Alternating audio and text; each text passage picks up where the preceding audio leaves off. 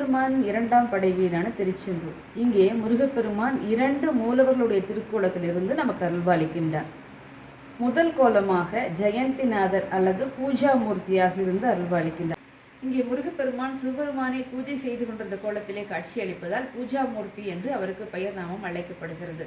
அதுவும் அந்த நிலையிலேயே தேவர்கள் வந்து அழைத்த பொழுது அவர்களுடைய குறையை கேட்பதற்காக முருகப்பெருமான் அப்படியே பூஜை செய்து கொண்டிருந்த கோலத்திலேயே திரும்பி பார்த்தபடியால் நம்முடைய குறைகளை உடனடியாக முருகப்பெருமான் கேட்டருளும் தலமாக இது விளங்குகின்றது. மற்றொரு மூலவராக சண்முகர் என்ற திருப்பெயர் மணக்கோலத்துடன் அமர்ந்திருக்கின்ற காரணத்தினால் இங்கே நாம் சென்று வணங்க முருகப்பெருமானை வழிபாடு செய்ய திருமண தடைகள் அனைத்தும் விளங்கும் தலமாக இது விளங்குகின்றது. இங்கே அருணகிரிநாத பெருமானால் பாடப்பட்ட திருப்புகழ்.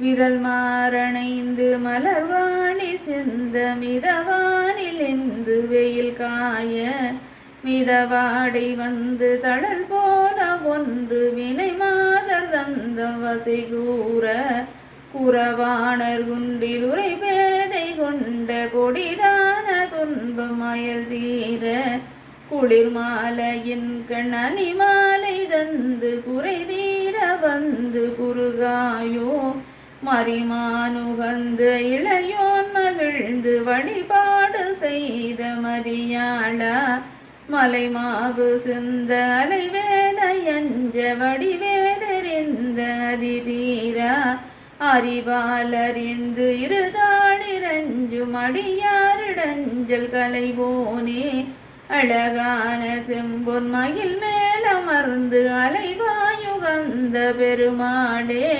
அலைவாயுகந்த பெருமாடே அலைவாயுகந்த பெருமாடே. இந்த திருப்புகளை பாடி நம் முருகப்பெருமானை தரிசனம் செய்வதன் மூலமாக திருமண தடை இருந்தால் அனைத்தும் விளங்குவதோடு மட்டுமல்ல நம்முடைய குறைகளை உடனடியாக முருகப்பெருமான் கேட்டருளும் தலமாக இது விளங்குகின்றது என்ற காரணத்தால் நம்முடைய குறைகளை முருகப்பெருமானிடம் சொல்லி முருகப்பெருமானுடைய திருவருளுக்கு பாத்திரமாகும் என்று சொல்லி விடைபெறுகிறேன். நன்றி.